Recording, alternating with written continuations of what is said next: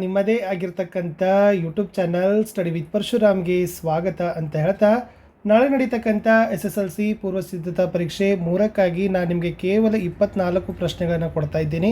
ಈ 24 ಪ್ರಶ್ನೆಗಳನ್ನು ನೋಡಿ ಖಂಡಿತವಾಗಿ 60+ ಅಂಕಗಳನ್ನು ನಿಮ್ಮದೇ ಆಗಿರ್ತದೆ. So guarantee. ವಿಡಿಯೋನ ಕಡೆ ತನಕ ನೋಡಿದರೆ ನಿಮಗೆ ಎಲ್ಲ ಪ್ರಶ್ನೋತ್ತರವು ಸಿಗ್ತವೆ ಅಂತ ಹೇಳ್ತಾ, ಇದಕ್ಕಿಂತ ಮುಂಚೆ ಯಾರಿಗೆಲ್ಲ ಪಾಸಿಂಗ್ ಪ್ಯಾಕೇಜ್ ಬೇಕನ್ನೋರು 50+ ಒಂದು ಪಾಸಿಂಗ್ ಪ್ಯಾಕೇಜ್ ಹಾಕಿದ್ದೀನಿ. ಸೊ ಒಂದು ಮಾಡೆಲ್ ಕ್ವಶನ್ ಪೇಪರ್ ಹಾಕಿದ್ದೀನಿ. ಸ್ಕೋರ್ ಬೇಕಾದವರು 75+ ಸ್ಕೋರಿಂಗ್ ಪ್ಯಾಕೇಜನ್ನು ಕೂಡ ಹಾಕಿದ್ದೀನಿ. ಆ ವಿಡಿಯೋಗಳನ್ನು ತಪ್ಪದೇ ನೋಡಿ, ಖಂಡಿತವಾಗಿ ನಿಮಗೆ ಅಂಕಗಳು ಬಂದೇ ಬರ್ತವೆ. ವಿಡಿಯೋನ ಲೈಕ್, ಶೇರ್ ಮತ್ತು ಸಬ್ಸ್ಕ್ರೈಬ್ ಮಾಡೋದನ್ನು ಮಾತ್ರ ಮರೆಯದಿರಿ ಅಂತ ಹೇಳ್ತಾ, ಸಿಂಪಲ್ಲಾಗಿ ಒಂದು 24 ಪ್ರಶ್ನೆಗಳನ್ನು ನೋಡಿ. ಸೊ ಖಂಡಿತವಾಗಿ ಅಂಕವನ್ನು ಗಳಿಸ್ತಾರೆ. ಫಸ್ಟ್ ಬರೋದೇನೆ ಪ್ರೇರಣಾರ್ಥಕ ಕ್ರಿಯಾ. ಸೊ ಕೊಟ್ಟ ಶಬ್ದಗಳಲ್ಲಿ ನೀವೇನು ಮಾಡಬೇಕು, ಆನಾವನ್ನು ಗುರುತಿಸಬೇಕು. ಅದರಲ್ಲಿ ಮೊದಲ ಕ್ರಿಯಾಪದದ ಮೊದಲ ಅಕ್ಷರ ರುಸ್ವನೇ ಆಗಿರಬೇಕು. ಇದು ಕೂಡ ನೆನಪಿರಲಿ. ಕರಾನ ಇಲ್ಲಿ ಬಂದಿರತಕ್ಕಂಥದ್ದು ಆನ ಇದೆ. ಎಸ್ ಲಿಖಾನ ಇದು ಬಂದಿರತಕ್ಕಂಥದ್ದು ಇಲ್ಲಿನೂ ಆನ ಬರ್ತದೆ. ಉಠಾನ ಇದು ಕೂಡ ಆನ. ಕ್ಲಿಯರ್ ಆಯ್ತು ಅಂದ್ಕೊಂಡಿದ್ದೀನಿ. ಕೊಟ್ಟ ಶಬ್ದಗಳಲ್ಲಿ ಕ್ರಿಯಾಪದದಲ್ಲಿ ಲಾಸ್ಟಿಗೆ ಆನ ಬರಬೇಕು. ಬಟ್ ವೆರಿ ಮೋಸ್ಟ್ ಇಂಪಾರ್ಟೆಂಟ್, ಮೊದಲಿಗೆ ಹ್ರಸ್ವ ಸ್ವರನೇ ಇರಬೇಕು. ಅದೇ ಪ್ರೇರಣಾರ್ಥಕ ಕ್ರಿಯಾ. 1 ಮಾರ್ಕ್ ಫಿಕ್ಸ್ ಆಗಿ ಬಂತು. ಎಸ್. ವಿರಾಮ ಚಿಹ್ನೆಗೆ ಹೋಗೋದಾದರೆ ಕೇವಲ ಇಲ್ಲಿ ಇರ್ತಕ್ಕಂಥದ್ದು 3 ಪ್ರಕಾರದ ವಿರಾಮ ಚಿಹ್ನೆ. ಪೂರ್ಣ ವಿರಾಮ ವಾಕ್ಯದ ಕಡೆಯಲ್ಲಿ ಬರ್ತದೆ. ಒಂದು ಉದ್ದಿಗೆರೆ ಇದೆ ಅಂತ ನಾವು ಹೇಳ್ಬೋದು. ಅದು ವಾಕ್ಯದ ಪೂರ್ಣತೆಯನ್ನು ಸೂಚಿಸ್ತದೆ. ಒಂದು ಪೂರ್ಣ ವಾಕ್ಯ ನೆನಪಿರಲಿ. ಪ್ರಶ್ನಾರ್ಥಕ ವಾಕ್ಯ ಒಂದು ಬರ್ತದೆ. ಅದೇನಪ್ಪ ಅಂದರೆ ಪ್ರಶ್ನೆಗಳನ್ನು ವಿತರಿಸ್ತಕ್ಕಂಥ, ಪ್ರಶ್ನೆಗಳನ್ನು ಸೂಚಿಸ್ತಕ್ಕಂಥ ಬೋಧ ಮಾಡ್ತದೆ, ತಿಳುವಳಿಕೆ ಕೊಡ್ತದೆ. ಮೂರನೇದು ಬರೋದು ಭಾವಸೂಚಕ. ಇದನ್ನು ಏನಂತ ಕರಿತೀವಿ, ವಿಸ್ಮಯಾದಿ ಬೋಧಕ ಚಿಹ್ನೆ ಅಂತ ಕರಿತೀವಿ. ಈ ಪ್ರಕಾರದಿರ್ತದೆ. ಇಷ್ಟನ್ನು ಕಲಿತ್ರೆ ಸಾಕು. ಪೂರ್ಣ ವಿರಾಮ, ಪ್ರಶ್ನವಾಚಕ, ಭಾವಸೂಚಕ ಇವು ಮೂರೇ ನಿಮಗೆ ಕೇಳ್ತಾರೆ. ಇವುಗಳ ಹೆಸರುಗಳು ಕೂಡ ಗೊತ್ತಿರಲಿ. ಪೂರ್ಣ ವಿರಾಮ, ಪ್ರಶ್ನವಾಚಕ, ಭಾವಸೂಚಕ. ಇದನ್ನು ಹೀಗೂ ಕರೀತಾರೆ. ವಿಸ್ಮಯಾದಿ ಬೋಧಕ ಅಂತಲೂ ಕೂಡ ಕರೀತಾರೆ. ಸಂಧಿಗೆ ಬರೋಣ. ವೆರಿ ಟ್ರಿಕಿಯಾಗಿ ನಾನು ನಿಮಗೆ ಹೇಳ್ತೀನಿ. ಗುಣಸಂಧಿ ಮ್ಯಾಲ್ ಒಂದೇ ಬಡಿಗೆ ಇರಬೇಕು. ಓದು ಮಾತ್ರ ಇಲ್ಲಿರದೆ. ರಮೇಶ, ಮಹೋತ್ಸವ, ಮಹೇಂದ್ರ, ಸಪ್ತರ್ಷಿ. ಓಕೆ. ಗುಣಸಂಧಿಯಲ್ಲಿರ್ತಕ್ಕಂಥದ್ದು ಓದು ಮಾತ್ರ. ಸಿಂಪಲ್ಲಾಗಿ ನೆನಪಿಟ್ಕೊಡ್ರಿ. ವೃದ್ಧಿ ಸಂಧಿಯಲ್ಲಿ 5 ಮಾತ್ರ ಅಂದರೆ 2 ಬಡಿಗೆಗಾರು ಬರಬೇಕು. ಮತೈಕ್ಯ, ಏಕೈಕ್ಯ, ವನೌಷಧ. ಎಸ್ ಇದು 2 ಬಡಿಗೆ ಐ ಮತ್ತು ಔದು ಮಾತ್ರ. ಇನ್ನು ದೀರ್ಘ ಸಂಧಿಯಲ್ಲಿ ಆ, ಈ, ಉ, ರಿ ಮಾತ್ರಗಳು ಬರಬೇಕು. ಸಮಾನಾಧಿಕಾರ ಆ ಮಾತ್ರ. ಕವೀಂದ್ರ ಇಲ್ಲಿ ಕವಿ ದೊಡ್ಡಿ ಬರಬೇಕು. ಲಘುತ್ತರ ಇದು ದೊಡ್ಡವಾಗಬೇಕು. ಪಿತೃನ ಇದು ರಿ ಆಗಬೇಕು. ಆ, ಈ, ಉ, ರಿ ಈ ಮಾತ್ರಗಳು ಬರ್ತಂದ್ರೆ ನೆನಪಿಟ್ಕೊಡ್ರಿ. ಇದು ಆ ಮಾತ್ರ, ಇದು ಈ ಮಾತ್ರ, ಇದು ಉ ಮಾತ್ರ, ಇದು ರಿ ಮಾತ್ರ. ಇವು ಏನಾದರೂ ಸಂಧಿ ಪದಗಳಲ್ಲಿ ಬರ್ತಂದ್ರೆ ಅದನ್ನು ದೀರ್ಘ ಸಂಧಿನೇ ಅಂತಲೇ ಕರಿಬೇಕು. ಇನ್ನು ಯವರ ಸಂಧಿಯಲ್ಲಿ ಏನಾಗಿರ್ತಾವಪ್ಪ ಅಂದ್ರೆ, ಎನ್ ಸಂಧಿಯಲ್ಲಿ ಯವರಗಳು ಒತ್ತಕ್ಷರವಾಗಿ ಬರ್ತಾವೆ. ಅದನ್ನು ನಾವು ಹೀಗೂ ಹೇಳ್ಬೋದು ಫ್ರೆಂಡ್ಸ್. ಅತ್ಯಧಿಕ, ಮನ್ವಂತರ, ಸ್ವಾಗತ, ಪಿತೃಪದೇಶ ಅನ್ನೋದನ್ನು ನೀವೇನು ಮಾಡ್ಬೋದು, ಬರಿಬೋದು. ಇನ್ನು ಅಯಾದಿ ಸಂಧಿಯಲ್ಲಿ ಕೇವಲ 3 ಅಕ್ಷರದ ಪದಗಳಿರ್ತಾವೆ. ಚಯನ, ಗಾಯಕ, ಭವನ, ಪಾವನ. ಓಕೆನಾ. ಇಷ್ಟು ನೋಡಿದರೆ ಅಯಾದಿ ಸಂಧಿ ಮೇಲೆ 1 ಮಾರ್ಕ್ಸ್ ನಿಮಗೆ ಬರ್ತದೆ. ಸಮಾಸಕ್ಕೆ ಬರ್ತೀನಿ. ಸಮಾಸದಲ್ಲಿ ದ್ವಂದ್ವ ಸಮಾಸ, ನಡುವೆ ಯೋಜಕ ಚಿಹ್ನೆ ಇತ್ತಂದ್ರೆ ದ್ವಂದ್ವ ಸಮಾಸ ಅಂತೀವಿ. ದ್ವಿಗು ಸಮಾಸ ನೆನಪಿಟ್ಕೊಡ್ರಿ. ಮೊದಲ ಪದ ಸಂಖ್ಯೆ ಇರಬೇಕು. ಸತ್ ಸಯಿ, ತ್ರಿಧಾರ, ಪಂಚವಟಿ. ಸತ್ ಅಂದರೆ ಗೊತ್ತಿದೆ ಅಲ್ಲ, 700. ಸತ್ ಸೈ. ತ್ರಿಧಾರ ಅಂದರೆ 3, ತ್ರಿ ಅಂದರೆ ಪಂಚ ಅಂದರೆ 5. ಸೊ ಮೊದಲ ಪದ ಸಂಖ್ಯೆಯಿಂದ ಕೂಡಿದರೆ ಅದನ್ನು ನಾವೇನನ್ಬೇಕಪ್ಪ, ಸಂಖ್ಯಾವಾಚಕ ಇತ್ತಂದರೆ ದ್ವಿಗು ಸಮಾಸ ಅಂತಾನೆ ಕರೆಯೋದು. ಇನ್ನು ಬಹುರ್ವಿಹಿದಲ್ಲಿ ಏನಾಗಿರ್ತದಪ್ಪ ಅಂದ್ರೆ ಅನ್ಯ ಪ್ರಧಾನ ಅಂದರೆ ಬೇರೊಂದು ಪದ ಪ್ರಧಾನವಾಗಿರ್ತಕ್ಕಂಥ ಸಮಾಸ ಆಗಿರ್ತದೆ.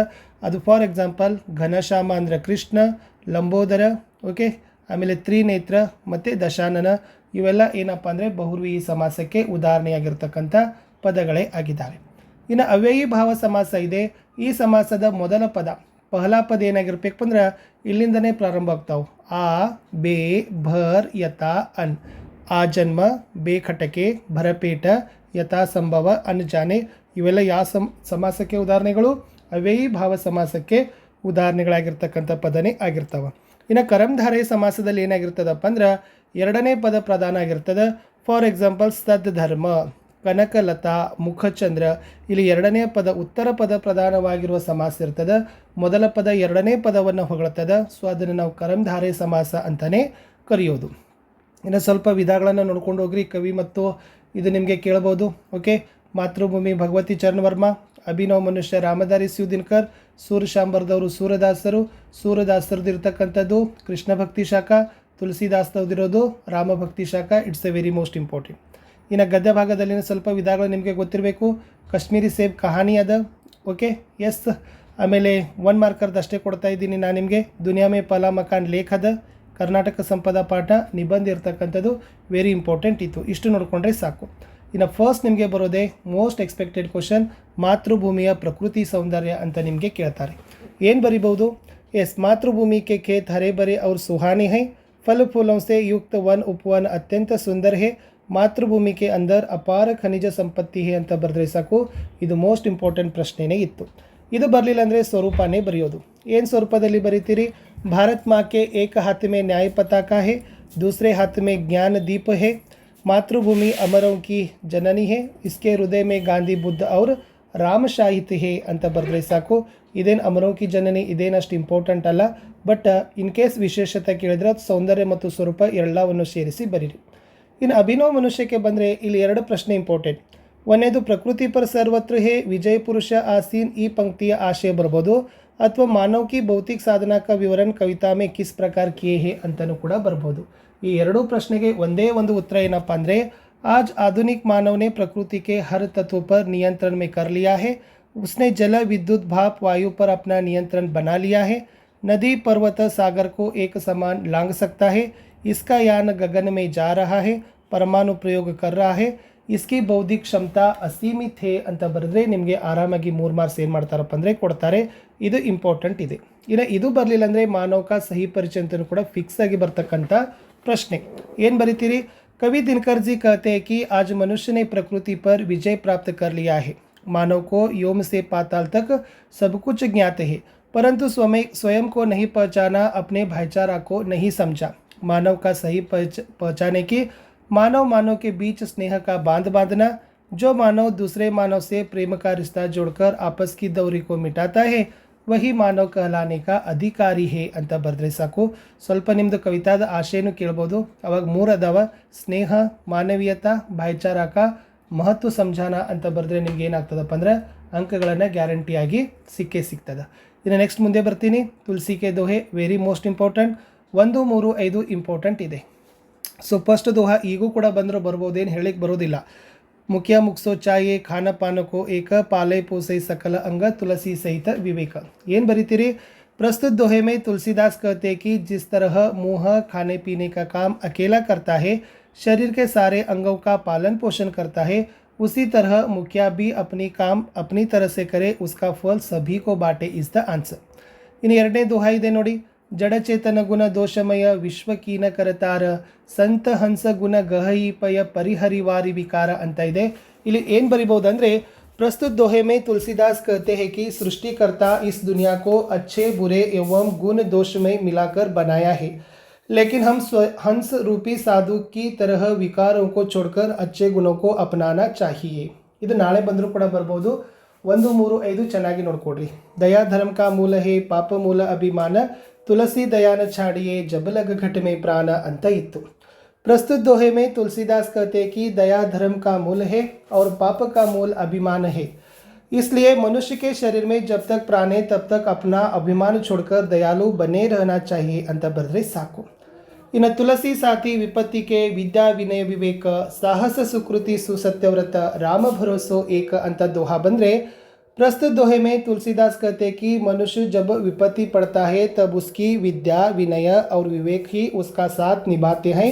जो राम पर भरोसा करता है वही साहसी सत्यवान और सुकृतवान बनता है ಅಂತ ಬರೆದ್ರೆ ಸಾಕು. ಇನ್ನು ಲಾಸ್ಟ್ ದೋಹಾ ಇತ್ತು. ರಾಮನಾಮ ಮನಿ ದೀಪದರು ಜೀಹ ದೇಹರಿ ದ್ವಾರ, ತುಳಸಿ ಬೀತರ ಬಾಹಿರೋ ಜೋ ಚಾಹಸಿ ಉಜಿಯಾರ ಅಂತ ಇತ್ತು.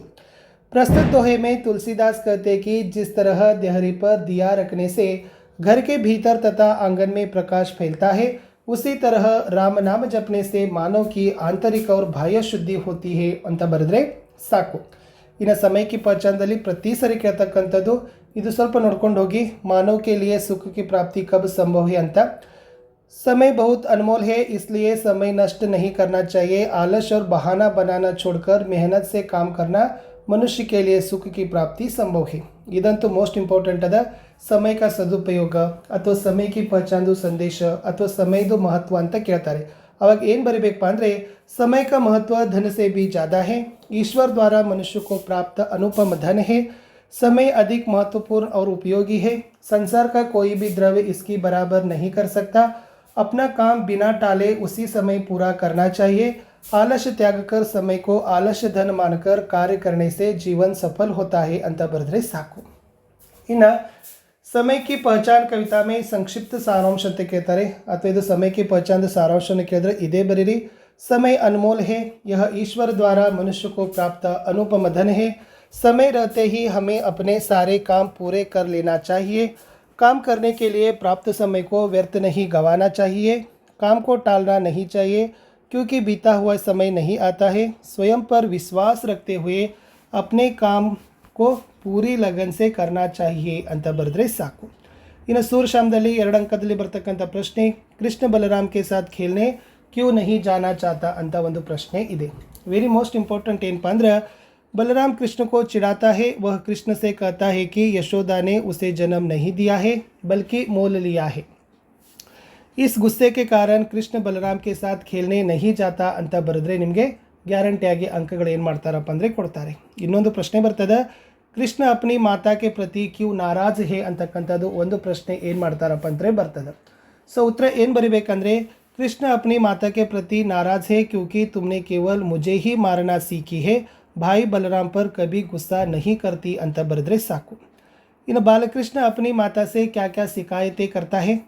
बलराम बहुत चिढ़ाता है, वह मुझसे कहता है कि यशोदा ने जन्म नहीं दिया है बल्कि मोल लिया है. माता पिता का रंग गोरा है लेकिन उसका रंग काला है ಅಂತ ಬರೆದ್ರೆ ಸಾಕು. इन्हें कृष्ण के प्रति बलराम की शिकायतें क्या है ಅಂತ ಕೇಳ್ತಾರೆ. वह नंद और यशोदा का बेटा नहीं है बल्कि मोल लिया है.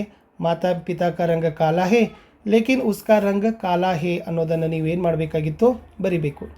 इन्हें कृष्ण बलराम के प्रति क्यों नाराज़ है ಅಂತ ಕೇಳಿದ್ದಾರೆ. इन्हें बलराम कृष्ण के माता पिता के बारे में क्या कहता है ಅದು ಗೊತ್ತಿದೆ. तुम्हारे माता पिता कौन है, नंद और यशोदा तो गोरे हैं, तुम्हारे शरीर का रंग क्यों काला है ಅನ್ನೋದೇನು ಮಾಡ್ತಾರಪ್ಪ ಅಂದರೆ, ಬಲರಾಮ ಕೃಷ್ಣನ ತನ್ನ ತಂದೆ ತಾಯಿಗಳ ಕುರಿತು ಹೇಳ್ತಕ್ಕಂಥ ಮಾತು ಅಂತ ಬರೀರಿ.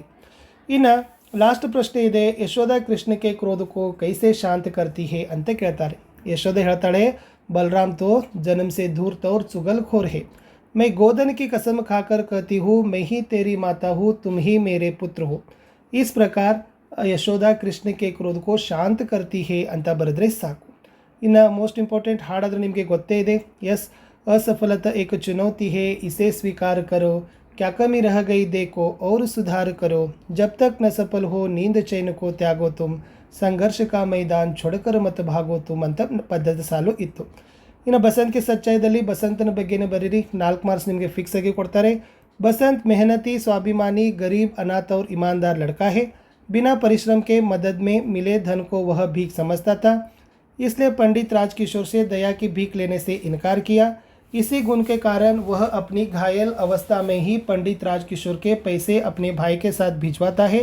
सच में बसंत एक स्वाभिमानी और ईमानदार लड़का है ಅಂತ ಬರೆದ್ರೆ ಸಾಕು. ಇನ್ನು ಕರ್ನಾಟಕ ಸಂಪದದಲ್ಲಿ ಬರ್ತಕ್ಕಂಥದ್ದು ಪ್ರಾಕೃತಿಕ ಸೌಂದರ್ಯ, ವೆರಿ ಮೋಸ್ಟ್ ಇಂಪಾರ್ಟೆಂಟ್ ಪ್ರಶ್ನೆ. ಏನು ಬರಿಬಹುದು, प्रकृति माता ने कर्नाटक राज्य को अपने हाथों में संवार कर सुंदर और समृद्ध बनाया है. कर्नाटक की प्रकृति का सुषमा नयन मनोहर है. पश्चिम में विशाल अरबी समुद्र लहराता है. इसी प्रांत में दक्षिण से उत्तर के छोर तक फैली लंबी पर्वतमालाओं को पश्चिमी घाट कहते हैं. इन्हीं घाटों के कुछ भागों को सह्याद्री कहलाता है. दक्षिण में नीलगिरी की पर्वतमालाएं शोभायमान है ಅಂತ ಬರೆದ್ರೆ ಸಾಕು. ಇನ್ನು ಕನ್ನಡ ಭಾಷಾ तथा संस्कृति को कर्नाटक साहित्यकारों की देन ಅಂತ ಕೂಡ ಪ್ರಶ್ನೆ ಬರ್ಬೋದು. कर्नाटक के अनेक साहित्यकारों ने सारा संसार में कर्नाटक की कीर्ति फैलाई है. वचनकार बसवन्ना क्रांतिकारी समाज सुधारक थे. अक्कमहादेवी, अलम प्रभु, सर्वज्ञ जैसे अनेक संतों ने अपने अनमोल वचनों द्वारा प्रेम, दया और धर्म की सीख दी है. पुरंदरदास, कनकदास आदि भक्त कवियों ने भक्ति, नीति, सदाचार के गीत गाए हैं.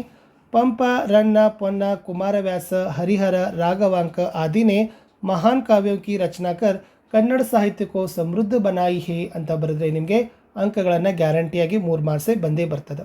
ಇನ್ನು ಸ್ವಲ್ಪ ಚುಟ್ಟಿ ಪತ್ರದ ಕಲ್ಕೊಡ್ರಿ. ಸೊ ಫಸ್ಟ್ ಸ್ಥಾನ ದಿನಾಂಕನ ಬರೀಬೇಕು. ಸೊ ಈ ಕಡೆ ನಿಮ್ಮ ಊರು ಬರೀರಿ, ಆಮೇಲೆ ದಿನಾಂಕ ಬರೀರಿ. ಪ್ರೇಷಕ್ ನಿಮ್ಮ ಹೆಸರು, ತರಗತಿ, ಶಾಲೆ ಹೆಸರು, ಸೇವಾಮೆ, ಪ್ರಧಾನಾಧ್ಯಾಪಕ, ಶಾಲೆ ಹೆಸರು ಏನಿದೆ, ಕೋಯಿ ಕಾರಣ ಇದೆ, 2 दिन की छुट्टी ಅಂತ ಇದೆ. नेक्स्ट स्टेप बरोದು महोदय बರ್ತದೆ, ಆಮೇಲೆ ವಿಷಯ ಬರ್ತದೆ.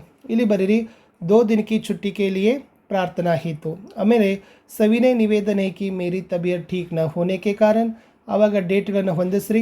2 दिन कक्षा में उपस्थित नहीं हो सकता, इसलिए आप मुझे 3 दिन की छुट्टी देने की कृपा करें ಅಂತ ಬರೆದ್ರೆ ಸಾಕು. ಲಾಸ್ಟ್ ಧನ್ಯವಾದ ಸಹಿತ ಅಂತ ಹಾಕಿ ಆಪ್ಕಾ ಆಜ್ಞಾಕಾರಿ ಛಾತ್ರ ನಿಮ್ಮ ಹೆಸರು ಬರೆದ್ರೆ ನಿಮಗೆ ಅಂಕಗಳನ್ನು ಗ್ಯಾರಂಟಿಯಾಗಿ ಕೊಡ್ತಾರೆ.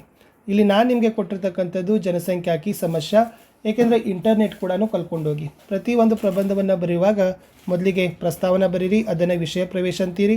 ಆಮೇಲೆ ಜನಸಂಖ್ಯಾ ವೃದ್ಧಿಗೆ ಕಾರಣಗಳಿದ್ದಾವೆ, ಕಾರಣಗಳನ್ನು ಬರೀರಿ. ಸೊ ಎಲ್ಲ ಕಾರಣಗಳನ್ನು ಕೊಟ್ಟಿದ್ದೀನಿ, ಸ್ವಲ್ಪ ಪಾಸ್ ಮಾಡಿ ನೋಡಿ. ಆಮೇಲೆ ಪರಿಣಾಮ, ಈ ಜನಸಂಖ್ಯಾ ವೃದ್ಧಿ ಆಗೋದ್ರಿಂದ ಏನೆಲ್ಲ ಪರಿಣಾಮಗಳು ಆಗ್ತಾ ಇದ್ದಾವೆ ಅನ್ನೋದನ್ನು ಪಾಯಿಂಟ್ಸ್ ಹಾಕಿ ಬರೀರಿ. ಇನ್ನು ಉಪಚಾರ ಅವ್ರ ಉಪಸಂಹಾರ, ಸೊ ಲಾಸ್ಟ್ ಅದನ್ನು ಹೇಗೆ ತರನಾಗಿ ನೀವು ತಡೆಗಟ್ತೀರ ಅನ್ನೋದನ್ನು ಬರೆದ್ರೆ ಖಂಡಿತವಾಗಿ ಇಷ್ಟೊಂದು 24 ಕ್ವಶನ್ಸನ್ನು ಪ್ರಿಪೇರ್ ಮಾಡಿದರೆ ಗ್ಯಾರಂಟಿಯಾಗಿ ಒಂದು 60 ಅಂಕಗಳನ್ನು ಗಳಿಸ್ತೀರಿ ಅಂತ ಹೇಳ್ತಾ ಸಿಗ್ತೀನಿ ಹೊಸ ವಿಡಿಯೋದಲ್ಲಿ. ಬಾಯ್.